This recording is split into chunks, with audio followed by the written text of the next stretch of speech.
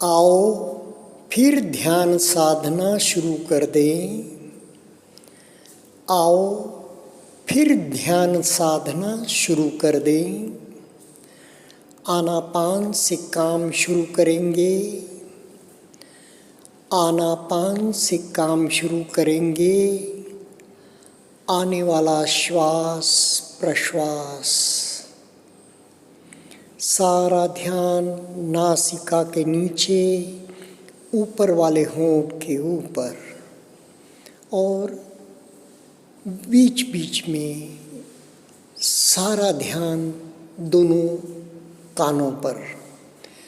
कानों से मैं क्या सुन रहा हूँ, जैसे सुनने में सुनना, चखने में चखना, देखने में देखना, इसमें सारी विद्या समाई हुई है। यानी कि सारे जो 6 द्वार है,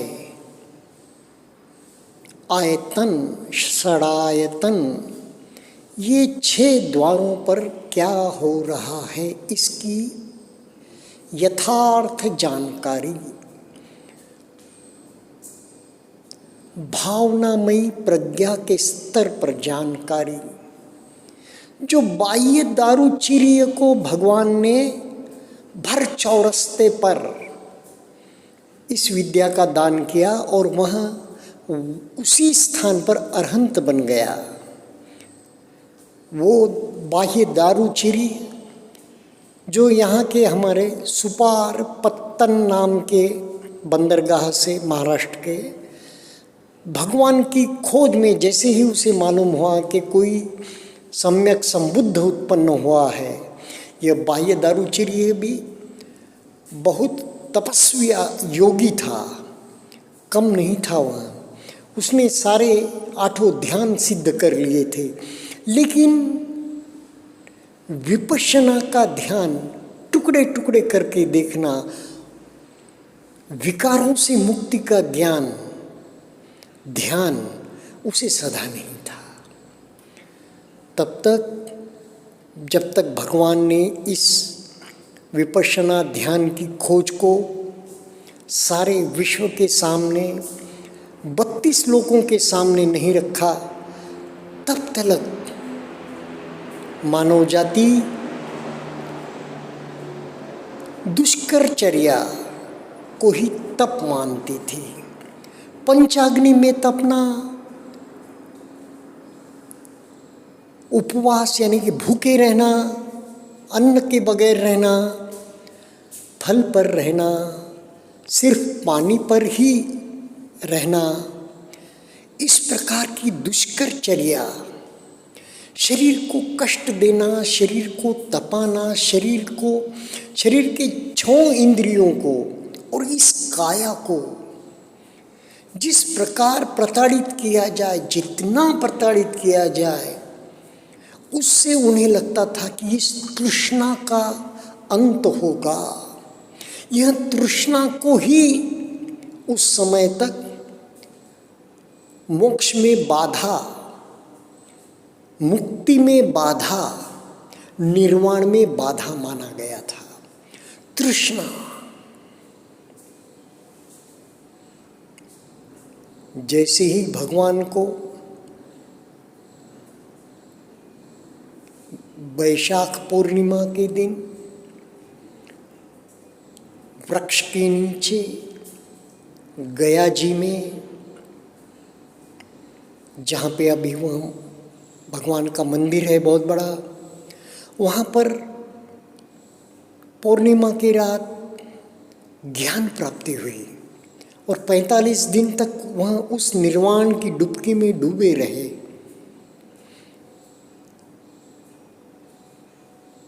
और उसके बाद यह सम्यक मार्ग, यह मध्यम मार्ग भगवान ने मानव जाति को बताया कि न तो बहुत ऐश आराम में रहकर, वैभव में रहकर, सुखासीन रहकर मुक्ति, मोक्ष, निर्वाण प्राप्त किया जा सकता है, या विकारों से मुक्त हुआ जा सकता है। नहीं, शरीर को दंडन मंडन कर, काया कष्ट देकर मोक्ष, मुक्ति, निर्वाण या इस दुखों से मुक्ति पाई जा सकती है। मध्यम मार्ग, तो यह मध्यम मार्ग भगवान ने प्रस्तापित किया। शील, समाधि, प्रज्ञा। शील में झूठ नहीं बोलूँगा, वाणी का शील, चोरी नहीं करूँगा, व्यभिचार नहीं करूँगा, नशा पता नहीं करूँगा। इस प्रकार 5 शील और अष्टशील और अनेकों शील। अष्टशीलों में उच्च शयन नहीं करूँगा, महाशयन नहीं करूँगा, दीर्घ ज़्यादा सोऊंगा नहीं, सम्यक भोजन, विकाल भोजना। फिर काया का श्रृंगार नहीं करूँगा, काया पर गंध वगैरह लगाकर जो किया जाता है उस प्रकार का मैं काया के प्रति, काया के बाह्य सौंदर्य को अगर मैं सजाता रहा तो अंतर सौंदर्य का ध्यान कब करूँगा और दुख विमुक्ति के रास्ते पर कब चलूँगा। इस प्रकार अष्टशील भगवान ने बताए और अष्टांगिक मार्ग प्रस्तापित किया। सारा ध्यान कानों पर, सांसों के साथ। गुरुदेव ने कहा ना, एक लकीर है, डॉट डॉट डॉट डॉट, टिम्ब टिम्ब टिम्ब टिम्ब, या बस ध्यान, मन एक समय एक ही बात पर रह सकता है। लगता है हमें हम अष्टावधानी हैं, 8 चीज़ों पर ध्यान रख सकते हैं या अनेक चीज़ों, लेकिन एक सेकंड या सेकंड के भी निमिष या निमिष से भी उसका भी 1000वां हिस्सा उस अंश में मन एक पे टिकता है, फिर दूसरे पे बिंदु पर जाता है। पर हमें लगता है कि यह भी हमें ध्यान में है, वह भी हमें ध्यान में है, या कोई व्यक्ति अष्टावधानी है लेकिन ध्यान एकाग्र चित्त। तो अभी मैंने कहा ना 32 लोक, जब लोकों में, तो लोक गुरुदेव कहते हैं इसका भी अनुभव आपको साधना में अवश्य आएगा। लोकों का अनुभव यह कोई कपोल कल्पित बात नहीं है, पर भगवान बुद्ध के इस मार्ग में आप मैं जो कह रहा हूँ उस पर भी विश्वास मत रखना। आओ देखो, एस धम्मो सनंतनो, यही पस्सी को। आओ देखो का मतलब क्या है? देखना, जानना,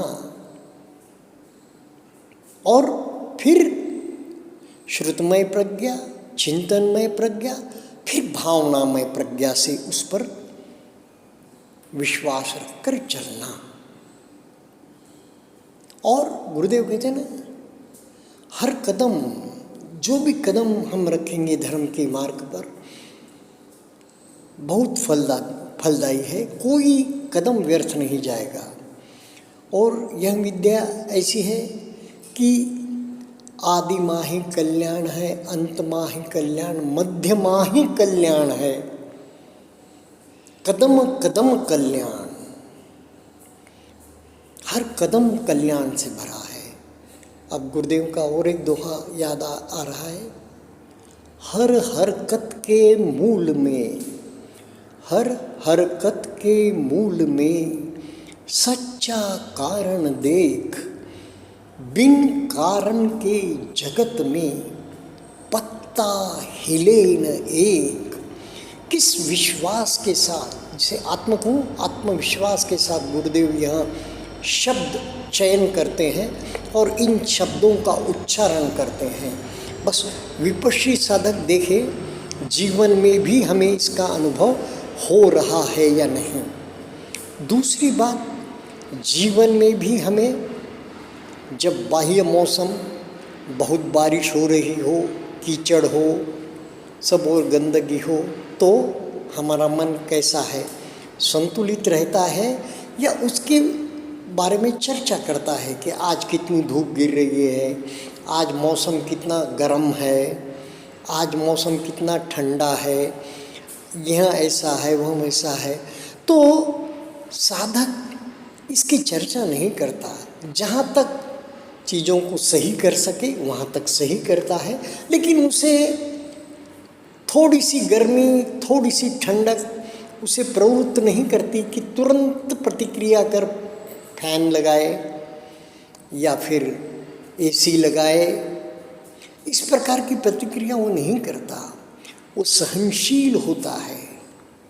सहनशीलता, संवेदनशीलता तो आती है, सामान्य व्यक्तियों से, प्राणियों से विपश्ची साधक भिन्न होता है। संवेदनशीलता होती है लेकिन समता बहुत होती है।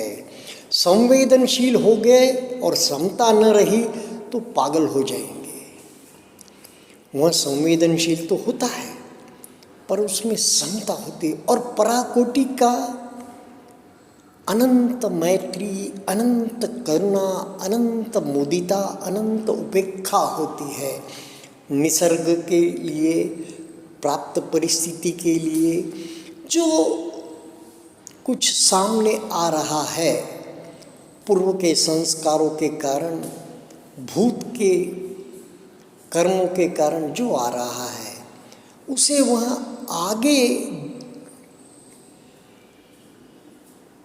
के भाव के निर्माण में नहीं, बल्कि इस वक्त जो वेदना जो उभरा है ध्यान में भी और व्यवहारिक जीवन में भी, उसे वह समता से, उदयवे को जानते हुए, अनित्य बोध के साथ तटस्थ होकर जानता है और बस उसके प्रति प्रतिक्रिया नहीं करता,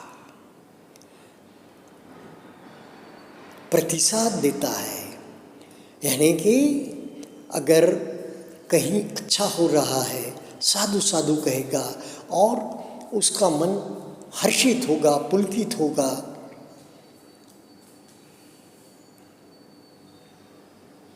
मुदित हो जाएगा, अनंत मुदिता जन्मेगी। और जहाँ कहीं दुख देखेगा, दर्द देखेगा, पीड़ा देखेगा, अभाव देखेगा, उसके प्रति उसका मन द्रवित होगा, न कि दुखी होगा, बल्कि उसका मन करुणा से भर जाएगा, द्रवित होगा, अनंत मैत्री जागेगी, अनंत करुणा जागेगी। तो इस प्रकार अपने आप को जांचना चाहिए।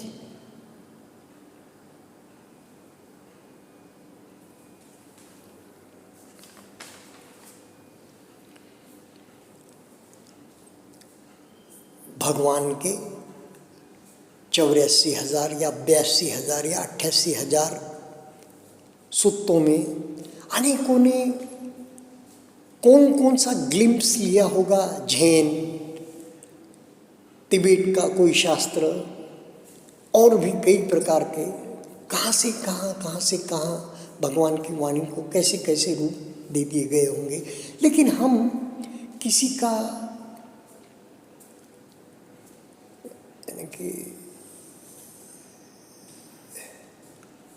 टीका नहीं करते, टिप्पणी नहीं करते, बस भगवान का ये जो अष्टांगिक मार्ग है उस पर हम भी चलते हैं और दूसरों को प्रेरणा भी देते हैं।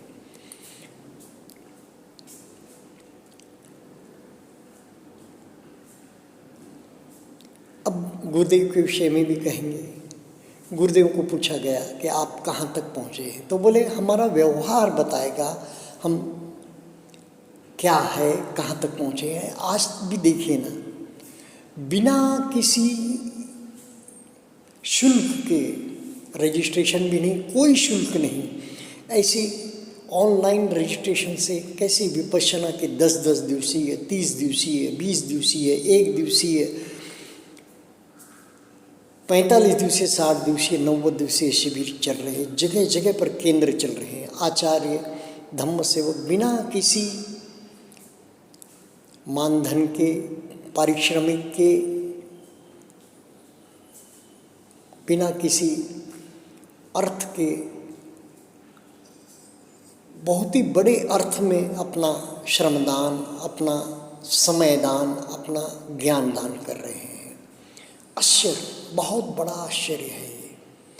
तो गुरुदेव, अब गुरुदेव के निर्वाण के पश्चात लोग कहते हैं कि गुरुदेव कहाँ तक पहुँचे हुए थे। गुरुदेव श्रोतापन्न से तो आगे पहुँचे हुए थे, सगदागामी निश्चित गुरुदेव थे ही। अब अरहंत तो गुरुदेव स्वयं कहते हैं, जब तक घर संसार, अरहंत होने के बाद उसे घर संसार छोड़ना पड़ता है, नहीं छोड़ ही देता है। एक नैसर्गिक उसे सारा विश्व अपना कुटुंब मालूम होता है, वसुधैव कुटुंबकम जैसा वो निकल पड़ता है। और अनागामी सिर्फ एक बार आता है, वहाँ भी अनागामी एक बार आता है, यानी कि हो सकता है वो रूप ब्रह्म में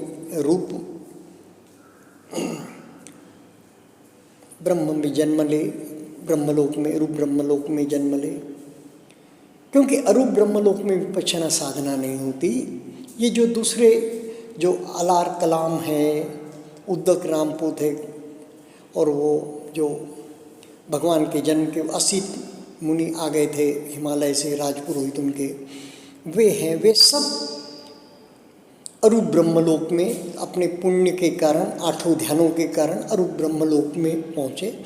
तो वहाँ पर जब तक पुण्य क्षीण नहीं हो जाता और कोई यह पुण्य का प्रताप, पुण्य पारमी समाप्त होकर नया कोई उदय नहीं हो जाता पाप का, तब तक वे वहाँ रहते हैं। और उसके बाद च्युत होकर वे प्राणी अनंत काल, कितना काल होगा पृथ्वी के काल गणना में, हजारों हजारों वर्षों का, उसके बाद वे पुनः जन्म होता है। तो पुनः वे जर्जरा होकर जीवन समाप्त होता है, तो बड़े दुखी हो जाते हैं। ये भव संसरण कब तक, इस प्रकार।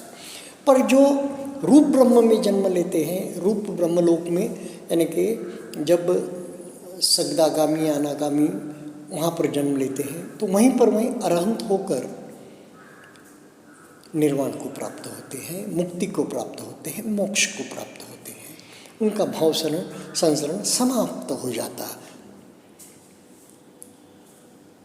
तो गुरुदेव का तो जैसा अनेक अग्र श्रावक, जैसे हम जानते हैं अनाथ पिंडक दान में अग्रणी थे, वैसे ही महामुगलान अग्रणी अपने इसमें, महाकश्यप अग्रणी अपने इसमें, तो वैसे ही गुरुदेव की तो यह धम्म बांटने की इतनी मनोकामना थी कि वे शायद इसी अपने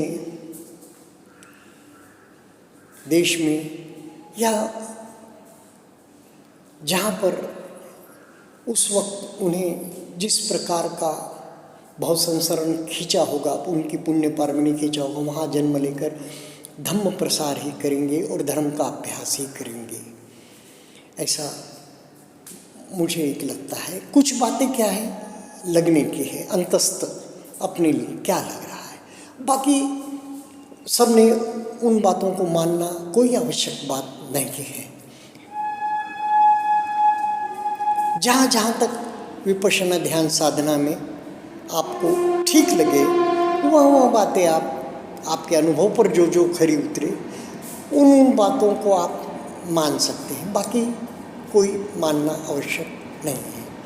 भगवान के विषय में भी एक बात आती है, जो उपस्थापक आनंद ने भगवान से पूछी, भगवान आप उत्तर रात्रि में, यानी कि रात के 12 के बाद या 1 के बाद ब्रह्म मुहूर्त तक, 4 बजे तक, 3 बजे तक, 12 तो 3 घंटे भगवान विश्राम करते थे। उसी सिंह मुद्रा में, जैसे वो शाल वृक्षों के बीच अंतिम महापरिनिर्वाण के वक्त विश्राम कर रहे थे, वैसी ही मुद्रा में, सिंह मुद्रा में, एक ही करवट पर भगवान हाथ का सिरहाना बनाकर सोते थे। तो आनंद पूछता है कि मैंने कभी आपको करवट बदलते नहीं देखा भगवान। तो भगवान कहते हैं कि नहीं, बस मुझे विश्राम इसी में ही मिल जाता है 3 घंटे में। भगवान रोज़ ध्यान भी करते थे। ऐसा नहीं है कि निर्वाण के बाद या निर्वाण डुबकी लगने के बाद, सोतापन के बाद व्यक्ति ध्यान नहीं करेगा, ऐसा नहीं होता। वहाँ रोज़ रोज़ अपनी ऊर्जा को अपने निर्वाण की डुबकी में बार बार डुबकी लेते रहता है और पुनश्च ऊर्जा प्राप्त कर इस पृथ्वी लोक में विचरण करता है। तो भगवान भी ध्यान करते। तो 3 घंटे में क्यों नहीं भगवान करवटें कौन बदलता है रात को? जिसे नींद नहीं आती, जिसका मन स्थिर नहीं है। भगवान का मन परम स्थिर ब्रह्म विहार में रहता था, तो वे एक ही करवट में सोते थे और अखंड ध्यानस्थ होते हुए, जैसे सत्तिपट्ठान में कहा है, आतापि संपजानो सतीमा रहते हुए वे विश्राम लेते थे इस भौतिक काया को। सारा ध्यान कानों पर, सारा ध्यान सांसों पर लगा रहे। जैसा जैसे एकाग्रता आएगी ना, तो कभी कभी लोगों को ऊँघ भी आने लगती है और आगे या पीछे झूलने लगते हैं। तो ध्यान में यह बात अवश्य रखिए कि जैसे शरीर में कहीं पर मूर्छा, बेहोशी मिल जाती है, अंध स्पॉट्स होते हैं, अंध स्थान होते हैं, ब्लैंक स्पॉट, हेजी मिस्टी स्पॉट्स, वैसे ही ध्यान करते करते ही अनेक लोग निद्रा में चले जाते हैं। कभी कभी ऐसा झपकी लेने लग जाते हैं। तो ध्यान में ये जो प्रमाद है, यह आलस्य है, ये निद्रा है, इसे हमें बहुत प्रकार से प्रयत्नों से इसे जीतना होगा। और हमारे मन को जब जब ऐसा हो और हम अधिष्ठान में हैं, ग्रुप सिटिंग में, तब तब श्वास की गति को थोड़ा तेज कर लें, तेज सांस पर काम करें, सांसों का आना जाना मालूम होने लगे, इस प्रकार काम करें।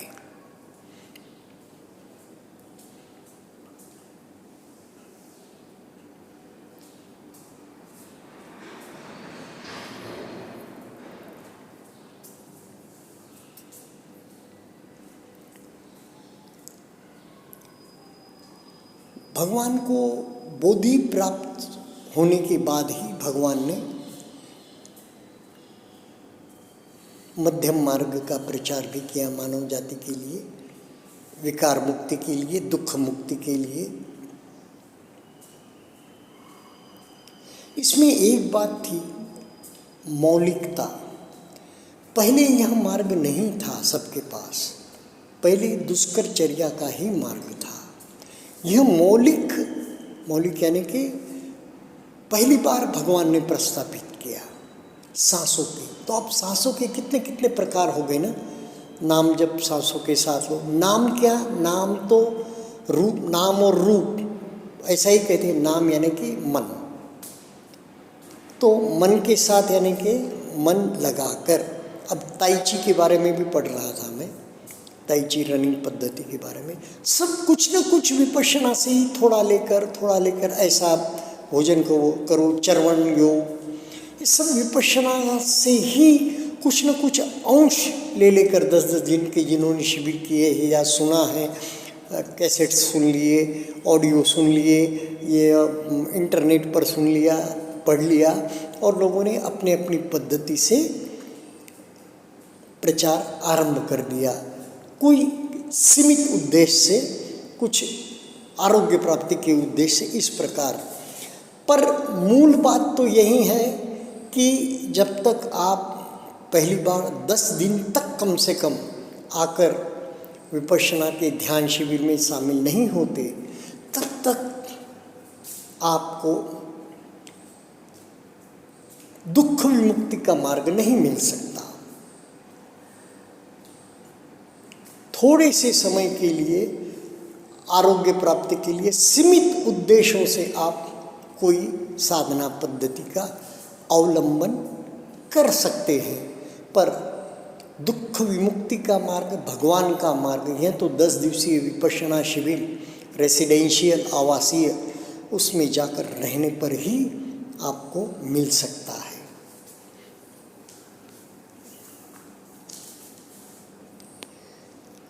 जैसे अनेक बातें हमें मालूम हो गई है कि जनरली क्या हो जाता है, सामान्य व्यक्ति तो बस अर्थार्जन, पहले विद्यार्जन, बाद में अर्थार्जन, शरीर संपदा अर्जन, यहीं तक सीमित होते होते जीवन लीला, यह लीला, इस पृथ्वी पर आने की लीला समापन हो जाता है। बहुत कम, बहुत थोड़े लोगों को यह पता लगता है कि अरे अरे कोई अलग बात है, मेरा मन मुझे बहुत दुखी करता है, मेरे मन के जो आवेग है, उत्तेजनाएं हैं, क्रोध है, काम है, लोभ है, ये इनमें से मुख्यतः प्रमुखता किसी को ध्यान में आती होगी कि क्रोध, पश्चाताप करता हूँ। क्रोध के बाद आने वाली चीज़ है पश्चाताप।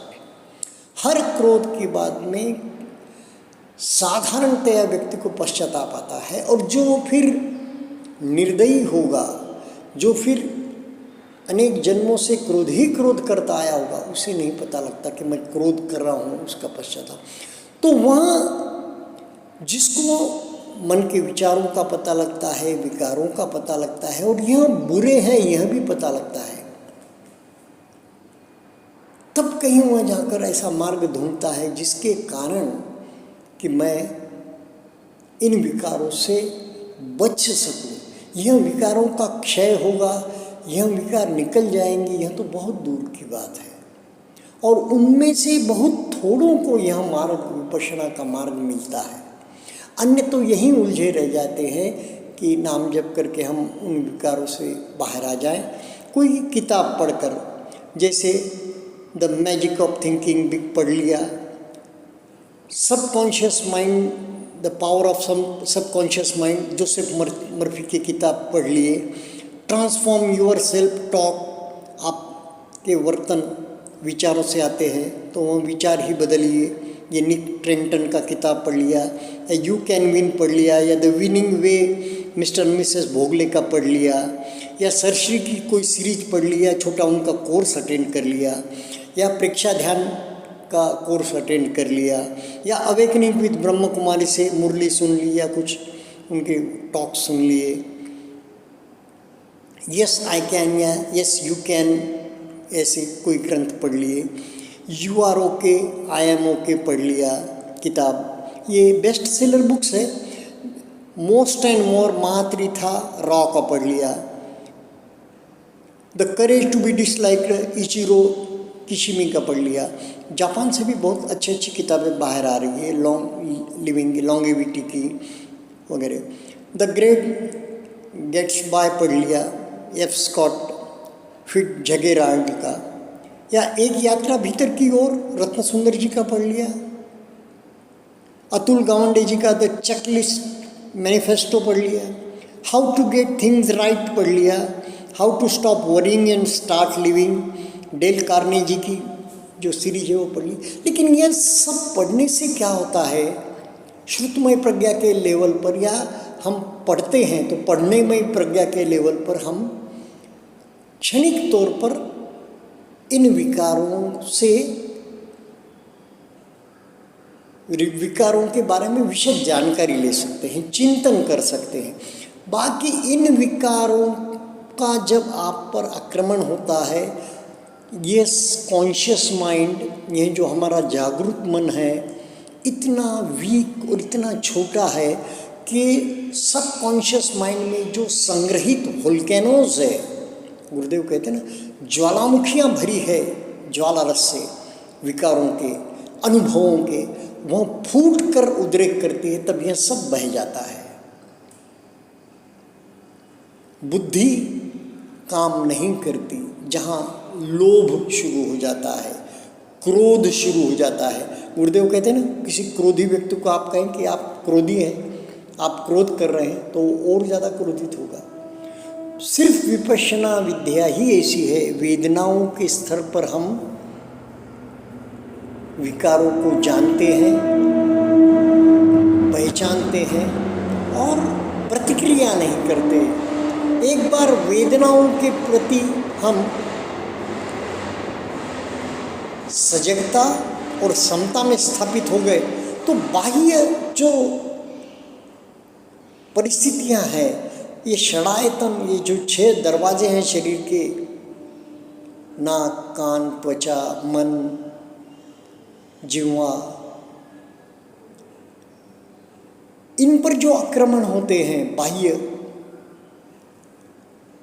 लहरों के, उन आक्रमण के समय भी हम स्थितप्रज्ञ रहेंगे, प्रतिक्रिया नहीं करेंगे, तो वहाँ आक्रमण भी नपुंसक होकर निकल जाएंगे और आगे का भवबंधन जो बंधना है वह नहीं बनेगा।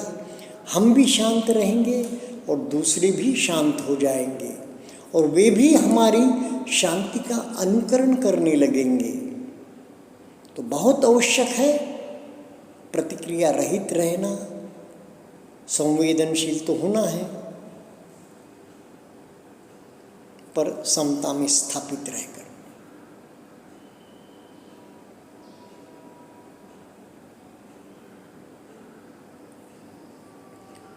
सांसों पर ध्यान रखें और अनुभव करें ना सांसों को।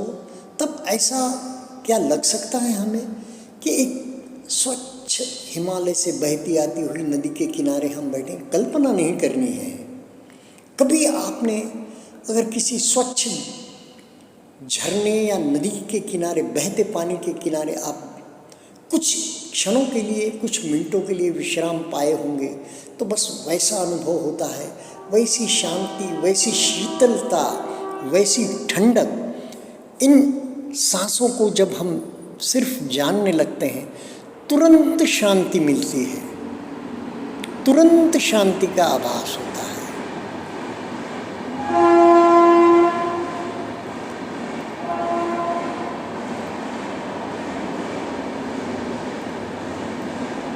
सोतापन्न तक का तो प्रवास, सोतापन्न तक का तो प्रवास या सोतापन्न में निर्वाण की डुबकी, जब कुछ विकार अवश्य हमारे नष्ट हो जाते हैं। कितने या कह नहीं सकते, कितनी देर के लिए निर्वाण की डुबकी लगेंगी कह नहीं सकते, लेकिन 4 अवस्था है। काया के स्तर पर भंग अवस्था, भंग ही भंग, भंग ही भंग, सारा शरीर धारा प्रवाह के बाद की भंग अवस्था। अंदर बाहर भीतर तक कहीं कोई ऑब्स्टेकल नहीं, कहीं कोई रुकावट नहीं, कहीं कोई ब्लैंक स्पॉट नहीं, कहीं कोई मूर्छा नहीं, ऐसी अवस्था। और मानसिक स्तर पर भी भंग और विघटन विश्लेषण, विश्लेषण नहीं, विघटन विभाजन, विघटन विभाजन, विश्लेषण तो कभी नहीं। और मानसिक तौर पर क्या हो जाता है, विचिकित्सा तिरोहित हो जाती है, चली जाती है, धम्म विचय जागता है। और जो किसी एक सील को, सील परामत, किसी एक सील से मुक्ति हो जाएगी, वह भी बात चली जाती है। अनात्म भाव जागता है, मैं नहीं, मेरा नहीं, यह शरीर के प्रति भी जागता है कि ये शरीर क्या है, बस अणु रेणु का बना हुआ शरीर है और वो बस बन रहे हैं, बिगड़ रहे हैं, यानी कि चेंजिंग चेंजिंग चेंजिंग, बदल रहा है, बदल रहा है, बदल रहा है। परिवर्तन इसका स्थायी धर्म है, परिवर्तन इसका स्थायी स्वभाव है। सारे शरीर का, सारे संसार का बदल रहा है, बदल रहा है। और सोतापन्न से अरहंत की यात्रा, तो पहले सगदागामी, अनागामी, अरहंत कितनी देर लगती है, जबकि इस समय की अवस्था आनंद ने स्वीकार की, भोर हो रही थी और आनंद ने स्वीकार किया मैं तो सोतापन्न हूँ, और तकिए को सर लगाने तक सगदागामी, अनागामी और अरहंत की डुबकी लग गई। यानी कि इतना ही समय लगता है। और कोई चाहे कि मैं धर्म में खूब पकूं, धर्म का खूब प्रसार करूं, तो वह धीरे धीरे 7 जन्मों में मुक्त हो जाता है। वहीं विपश्यना का अभ्यास करते हुए और सारे संसार को धर्म लाभ कराते हुए।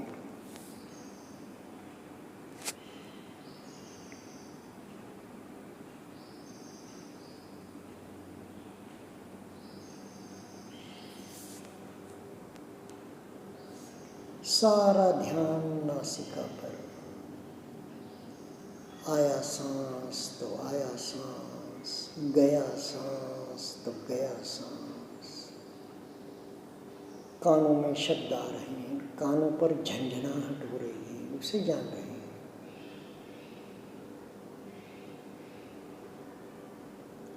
विपश्ची साधक है तो कोई बाहर देखेगा, किसी पुरुष को देखेगा, किसी स्त्री को देखेगा, तो यह विचार भी नहीं छूना चाहिए। व्यवहार की दृष्टि से नहीं, साधक की दृष्टि, ये पुरुष ये नारी, ये सुंदर या सुंदर, उसका जो स्वरूप है। कभी कभी यह भी जागता है, सतीपट्ठान किया हो या गुरुदेव के प्रवचन सुने हो, यह तो हड्डियों का ढांचा है, वह भी हड्डियों के ढांचा है, मैं भी हड्डियों का ढांचा हूँ, और क्या क्या भरा है। ऐसा चिंतनमय प्रज्ञा के स्तर पर जाग जाता है कि अरे, श्रुतमय प्रज्ञा जागती है, चिंतनमय प्रज्ञा जागती है, अरे यह क्या है। पृथ्वी तत्व है हड्डी मांस, जल तत्व है रक्त, विभिन्न द्रव पदार्थ, वायु तत्व है गैसेस है अंदर। क्या है इसमें, क्या सौंदर्य इसमें, ऐसा जागकर निर्वेद जागता है तो काम विकार से भी व्यक्ति बाहर आता है। तब धातु मनसिकार पर्व, नवशिवथिक मनसिकार पर्व, अयोनिसो मनसिकार पर्व मन में जागना चाहिए। ऐसे तो नहीं होगा कि किसी स्त्री या पुरुष को देखें और उसके प्रति हमारे मन में तुरंत काम भाव न जागे। होना चाहिए, लेकिन ऐसा नहीं हुआ तो इन श्रुतमय प्रज्ञा का, चिंतनमय प्रज्ञा का हम एक आसरा ले सकते हैं, एक आलम्बन ले सकते हैं। मैंने अनेक साधकों को देखे हैं, सुने हैं, जिन्होंने ऐसा करके अपने उठते हुए काम विकारों से बाहर निकलने के लिए पहले ऐसे आलम्बनों पर ध्यान किया है। क्रोध का भी वही बात है कि कौन सी बात ऐसी हो गई जिसके लिए मैं क्रोधित हो रहा हूं। तो जब लेट गो भी जागता है विपश्ची साधक के मन में, और एकांत दर्शन नहीं होता, अनेकांत दर्शन होने से भी क्रोध का निष्कासन होता है। उभरा हुआ क्रोध का विकार शमित होता है और प्रतिक्रिया नहीं होती, वाणी से भी, शरीर से भी, वर्तन से भी।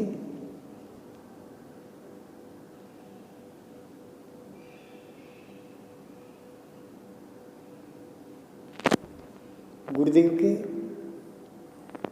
अच्छा साहित्य है,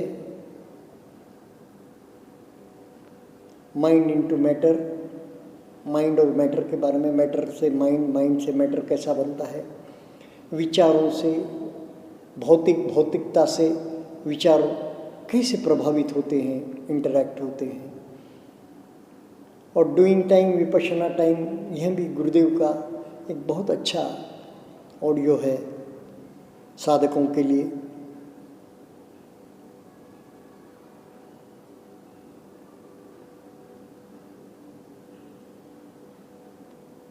सवेरे उठते ही यह ध्यान आना चाहिए कि मैं कितनी देर सांसों को जानते हुए बाकी सारे काम, अपने अपने काम कर सकता हूँ। जब जो काम कर रहा है तब उस काम में जो हाथ पैर इन्वॉल्व हो रहे हैं, आंखें इन्वॉल्व हो रही है, सम्मिलित हो रही है, तो वहाँ ध्यान रहे।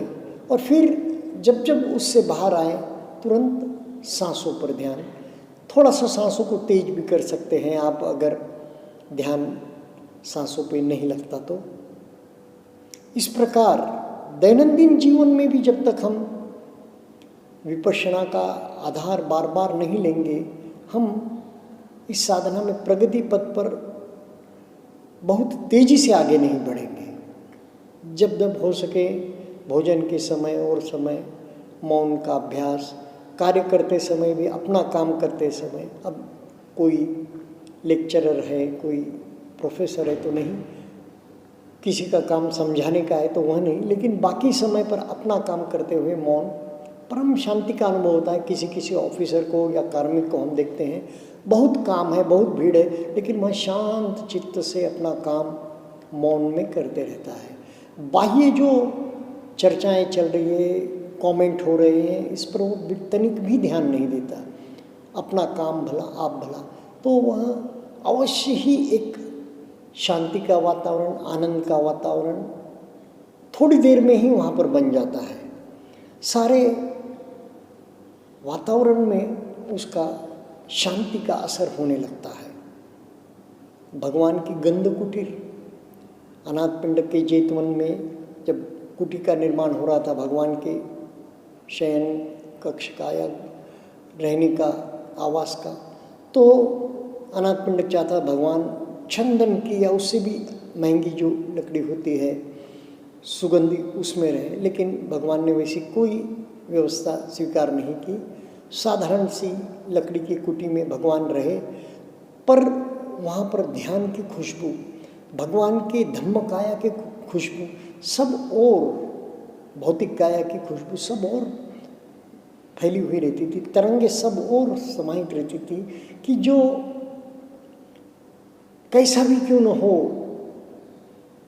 विकारों से ग्रस्त व्यक्ति वहाँ पर आ जाए तो उसे शांति का अनुभव हो, उसे ध्यान की तरंगों का अनुभव हो।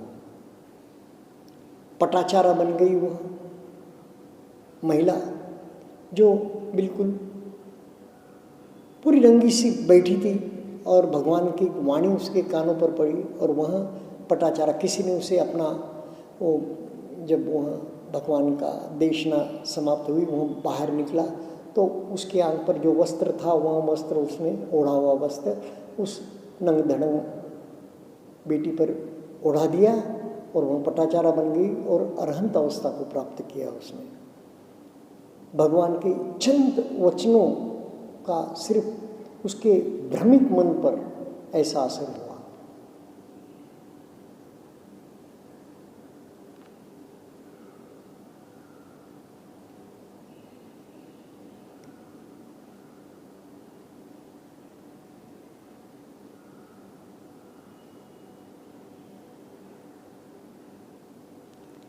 यह ऑडियो मैंने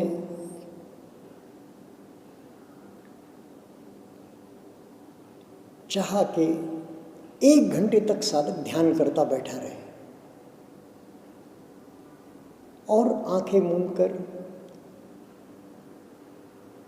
गर्दन, पीठ, कमर को सीधा रखता हुआ पालथी मारकर सुने।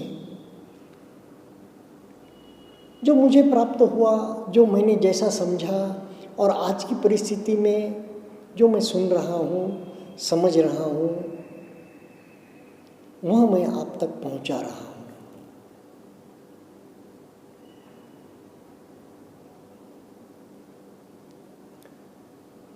हमारे देश का सबसे पुरातन महाकाव्य वाल्मीकि रामायण, वाल्मीकि ऋषि यानी कि साइंटिस्ट थे। गुरुदेव कहते हैं, गुरुदेव भगवान कहते हैं ऋषि यानी कि साइंटिस्ट, रिसर्च साइंटिस्ट। तो उन्होंने जो वाल्मीकि रामायण एपिक महाकाव्य दुनिया जिसे मानती है, आदि महाकाव्य, वैसा महाकाव्य दिया। मर्यादा पुरुषोत्तम की उन्होंने, राम की, श्री राम की ऐतिहासिक समझो वांग्मयी मूर्ति बनाई। उसमें खल पुरुष, परम विद्वान रावण ब्राह्मण कुल में उत्पन्न बताया, पुलस्त्य की संतान ऋषि की। तो वह काम और क्रोध के कारण, लोभ के कारण सारा राज्य नष्ट हो जाता है, सोने की लंका जल जाती है। तो उसके अंतिम क्षणों में श्री राम लक्ष्मण जी से कहते हैं, रावण से उपदेश सुनो, रावण के उपदेश सुन के आओ। तो रावण ने अनेक उपदेश करता है, उसमें एक उपदेश यह भी है, शुभस्य शीघ्रम अशुभस्य कालहरणम। तो हमारे विपश्ची साधकों के लिए तो यही बात है, शुभस्य शीघ्रम, ध्यान का समय दिन में जो भी निश्चित किया हो या निश्चित न भी हो, जब भी समय मिले ध्यान कर लो। अशुभस्य कालहरणम यानी कि जहाँ भी शील की बात आई तो शील तोड़ना नहीं चाहिए, हमें उसको टाल देना चाहिए, कल पर टाल देना चाहिए और कल कभी नहीं आना चाहिए। शुभस्य शीघ्रम अशुभस्य कालहरणम। अब मुझे कबीर जी की याद आ रही है, साधो ये मुर्दों का गाँव, साधो ये मुर्दों का गाँव, साधो राजा मरी है प्रजा मरी है यह संसार। लेकिन भगवान के समय के बाद भी, भगवान से पूर्व भी इस संसार को एक तो सपना कहा गया, या यह संसार असत कहा गया, या यह संसार झूठ है कहा गया, या यह संसार झूठ असत या सपना क्यों कहा गया? क्योंकि यह निरंतर बदल रहा है, निरंतर बदल रहा है, निरंतर बदल रहा है, इसलिए कहा गया।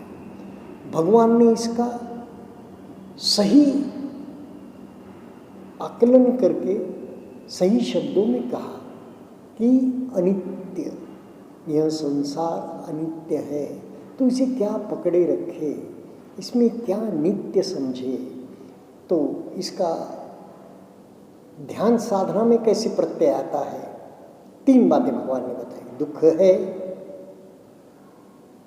यह अनित्य है, बदलने वाला है, और यह अनात्म है। तो ध्यान साधना में 10 दिवसीय साधना में साधक को इसका कैसे प्रत्यय आता है? साधक अधिष्ठान में बैठता है, बैठा है, अच्छा नरम कुशन है, सब कुछ मनोनुकूल अवस्था लेकर बैठा है, और कुछ देर बाद बस रोग के कारण भी नहीं, देर तक बैठने के बाद ऑटोमेटिक दुख का दर्शन होता है, काया में पीड़ा होने लगती है। कहीं उसने कभी सोचा भी नहीं होगा, ऐसे आनापान में ही सर दुखने लगता है, आंखें दुखने लगती है, शरीर के विभिन्न अंगों में। यह तो एक स्थूल कल्पना है दुख की, स्थूल कल्पना नहीं, साक्षात्कार है दुख का। कल्पना का तो बात ही नहीं, विपश्यना में किसी प्रकार के कोई कल्पना को कोई स्थान नहीं है, सब यथार्थ। जानो, आओ देखो, जानो, समझो। तो दुख है, फिर देखता है, गुरुदेव कहते हैं यही एक सुव्याख्यात मार्ग है कि जिसमें कहा जाता है कि देखो अब दुख है, हुआ, स्थूल संवेदनाएं आई, दुखद संवेदनाएं आई, पीड़ादायक संवेदनाएं आई, अब देखो इसका परिवर्तन, पिघलती है तो सुखद संवेदनाओं में पिघलती है। वेदना है, सुखद नहीं है, दुखद नहीं है, धम्म है, अधर्म नहीं है, और कुछ नहीं है, सुधर्म नहीं है, धर्म है, सिर्फ धर्म,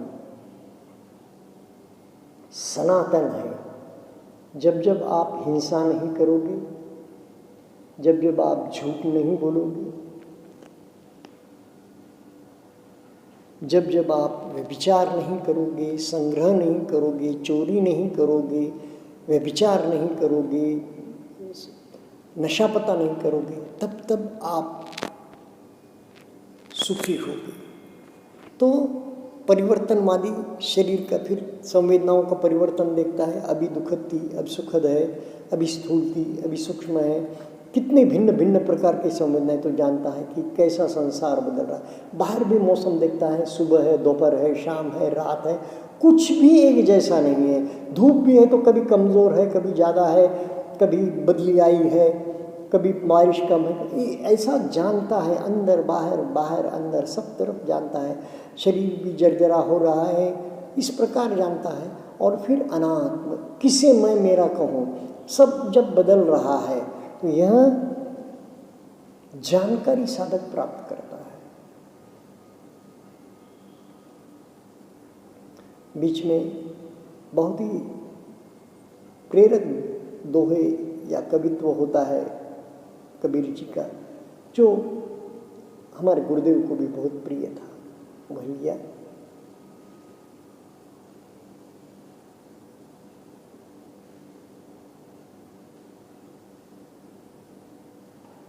तुलसीदास जी एक जगह, कर्म प्रधान विश्व रचि राखा, जो जस करई सो तस फल चाखा। कर्म प्रधान विश्व रचि राखा, किसने विश्व रचि रखा है? हमने ही हमारे कर्मों से निर्माण किया है विश्व का। हम ही हमारे बंधनों के कारण हैं और हम ही उसके फल चख रहे हैं। और पुनश्च उस फल चखते हुए हम क्या कर रहे हैं? उस रस को प्रतिक्रिया कर कर संस्कारवश, संज्ञावश प्रतिक्रियाएं करते हुए उसका फिर भव निर्माण कर रहे हैं। सपने ज्यों संसार, क्यों कि सपना टूटा और देखते हैं हम, और हम खुश हो जाते हैं। अगर बुरा सपना होगा तो अरे वाह क्या बात है, ये तो सपना था। वैसे ही संसार है, ऐसा तुलसीदास जी का कहना है। मतलब संसार बदल रहा है। यह भगवान ने सारे विश्व को जो देन दी है, गुरुदेव कहते हैं कि विपश्यना की देन, ये बदलने वाले संसार की भाषा यह भगवान से शुरू हुई। और गुरुदेव एक उदाहरण देते हैं ना, एक नदी में आप उसी नदी में डुबकी नहीं लगा सकते। विश्वामित्र ने दी हो यह संकल्पना, या और किसी पाश्चात्य वैज्ञानिक ने कहा हो, फिलोसोफर ने। और एक बात है कि भगवान ने कोई फिलोसॉफी प्रस्तापित नहीं की, कोई दर्शन शास्त्र, कोई धर्म प्रस्तापित नहीं किया। भगवान ने एस धम्मो सनातनो, यह तो सनातन धर्म है कहा। शील, समाधि, प्रज्ञा,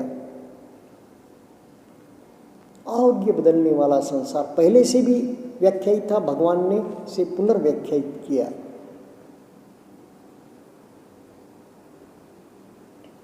सांसों के साथ आप एक ही सांस में सांस लेते हुए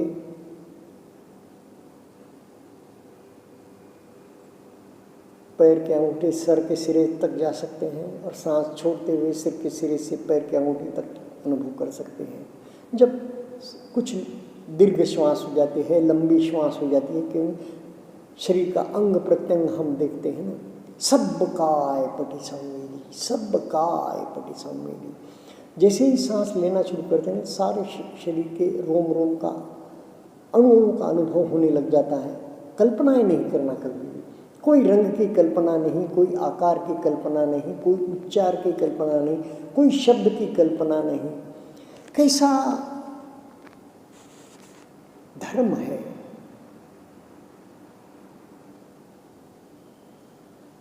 जो बिल्कुल प्रस्तापित संप्रदायों से परे है। कोई नाम नहीं, कोई मूर्ति नहीं, कोई बाह्य आडंबर नहीं। कोई ध्यान कर रहा है तो आप पहचान भी नहीं सकते वह खुली आंखों से ध्यान कर रहा है। इतना सिंपल, क्या बात है! विपश्यना में क्या है? सांसों पर, आने वाली सांस पर ध्यान, जाने वाली सांस पर ध्यान।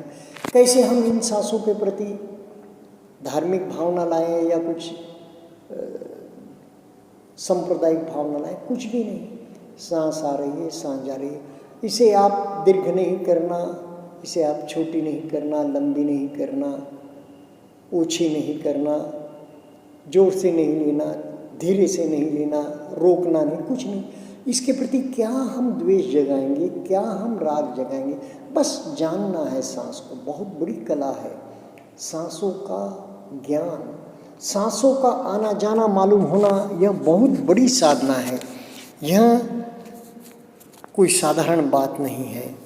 और फिर इन सांसों का ही हमारे मन से गहरा ताल्लुक है, गहरा संबंध है।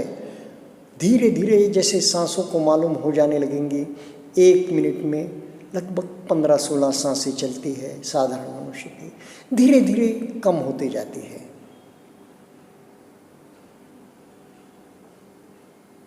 धीरे धीरे सांसें क्षीण यानी कि तुरंत मोड़ लेने लग जाती है, यू टर्न, बाहर निकली और भीतर गई, इस प्रकार।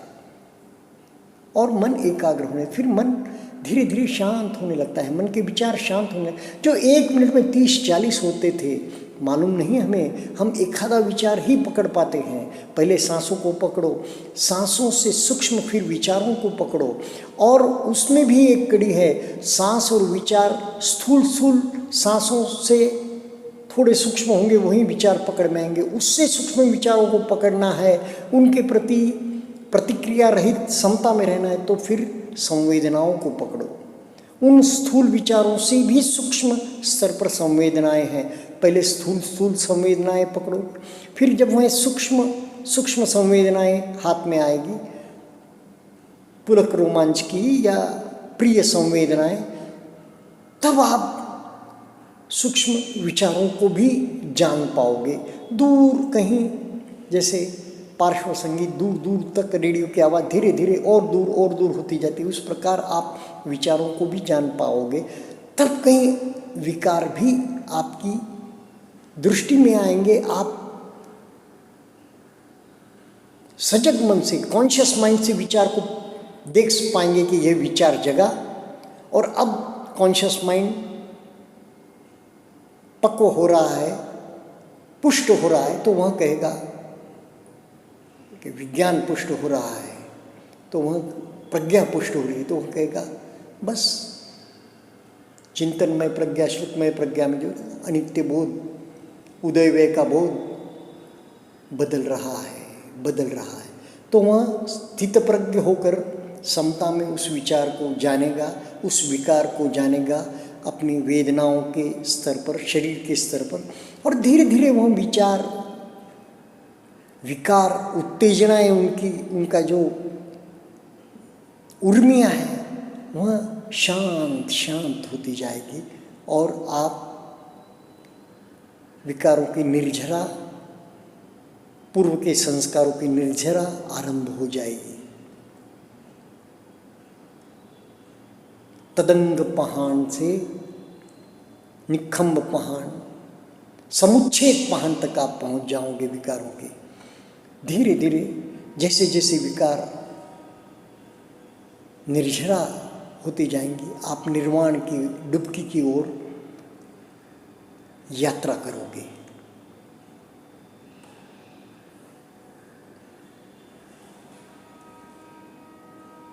सारा ध्यान सिर के सिरे से धीरे धीरे उतारते हुए चेहरे पर, कानों पर, चिबुक, हनुवटी पर, फिर गर्दन, गले पर सारा ध्यान केंद्रित करते हुए दोनों कंधों पर, कहीं अकड़न है, जकड़न है, फिर दोनों हाथों पर, और उसके साथ ही साथ सांसों पर। सांस कहाँ छू रहा है, संवेदनाओं को जाने। नासिका के नीचे, ऊपर वाले होंठ के ऊपर जो संवेदना हो रही है, धड़कन, फड़कन है, गर्मी है, उसे जानते हुए हम दोनों कंधों को भी जान रहे हैं, उस स्थान को भी जान रहे हैं। धीरे धीरे दोनों हाथों पर ध्यान जाए। दोनों हाथों में इस समय क्या है, बोझ है, दबाव है, दुखाव है, सो से गए हैं, क्या है दोनों हाथों पे इस समय क्या हो रहा है।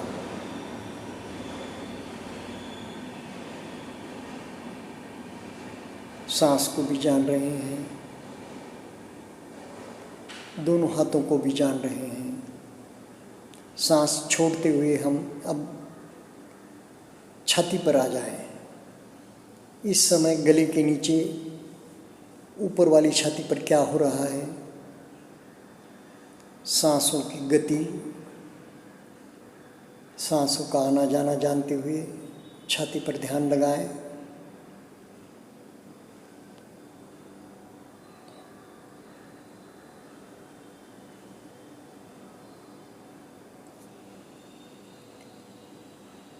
धीरे धीरे पेट पर ध्यान लगाएं।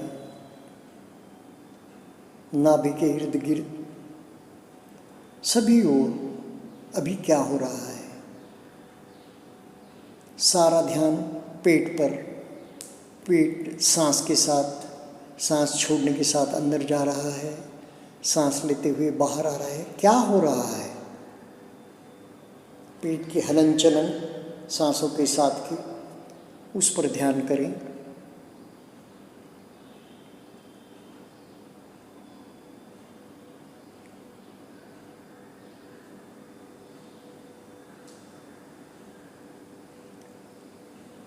फिर पेट के नीचे वाले हिस्से को, नीचे के अंगों को शरीर के जाने, सांसों को भी जानते रहें, शरीर के निचले अंगों को भी जानते रहें।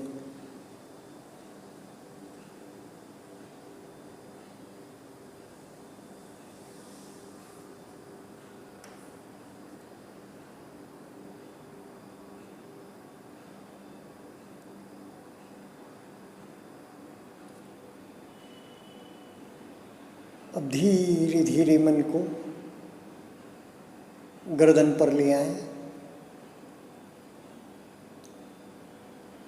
माथे के पिछवाड़े का नीचे का हिस्सा, गर्दन जो धड़ को जोड़ता है, उस हिस्से पर लेके आए। अकड़न है, जकड़न है, झुक गई है तो सीधी कर ले।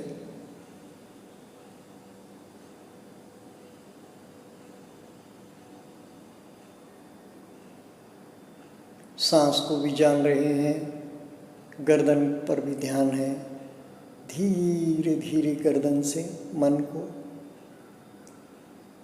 पीठ पर ले आए, ऊपर वाले हिस्से पर, पीठ के दोनों ओर के जहाँ कंधे जुड़े हैं, मेरुदंड है। मेरुदंड, ऊपर वाला हिस्सा पीठ का। धीरे धीरे मन को नीचे उतारें। पीठ का बीच वाला रिब्स, जहाँ पर बैक साइड से है, लंग्स भी पीछे ही होते हैं पीठ की ओर। भीतर तक मन अगर रुक सके, आपकी कैपेसिटी है, तो लंग्स को भी आप उसका एक्सपांशन, कॉन्ट्रैक्शन जान सकते हैं। वहाँ पर लंग्स का नहीं सही, पीठ पर उस प्रकार की संवेदनाएं जान सकते हैं आप। उदय व्यय के साथ, अनित्य बोध के साथ बदल रहा है। अब देखिए ना, जब विपश्यना में संवेदनाओं की बात आई और सारे शरीर के जागरण की बात आई, सारे शरीर के अणु रेणु में जो संग्रहित विकार है, विचार है, संस्कार है, उसके निर्झरा की बात आई, तो कुछ अनेक कारणों से, ऐतिहासिक अनेक कारण होंगे, तात्कालिक कारण होंगे, तो लोगों ने कुंडलिनी जागरण शुरू कर दिया, जो 7 चक्र और हमारी मेरुदंड है, उसमें से एक प्रवाह सा चलता है। पर वहाँ पर स्थित प्रज्ञ रहने की बात नहीं आई। उस प्रवाह के प्रति एक जो तटस्थता का, समता का भाव नहीं आया, तो वह प्रवाह भी जब उदित होने लगा, तब व्यक्ति बाँछे उछलने लगा, नाचने लगा। और जब वह प्रवाह नहीं मिल रहा है, तब डिप्रेशन में आ गया या फिर भ्रमित हो गया। विपश्यना सुअख्यात मार्ग है, इसमें हर क्षण, हर स्टेप की जानकारी है। धीरे धीरे मन को कमर पर ले आए, फिर कुल्हों पर, नीचे वाले हिस्से पर जहाँ हम बैठते हैं, वहाँ पर मन को लेकर जाएं। धीरे धीरे दोनों जंघाओं पर, दोनों घुटनों पर, दोनों पिंडरियों पर, दोनों पख्तलियों पर मन को ले जाएं और निर्लिप्त रह जाएं, समता में रह जाएं। बदल रहा है, बदल रहा है, बदल रहा है। साधक तेरा हो भला, हो मंगल कल्याण। अंग अंग प्रज्ञा जगे, होए ध्यान का ज्ञान।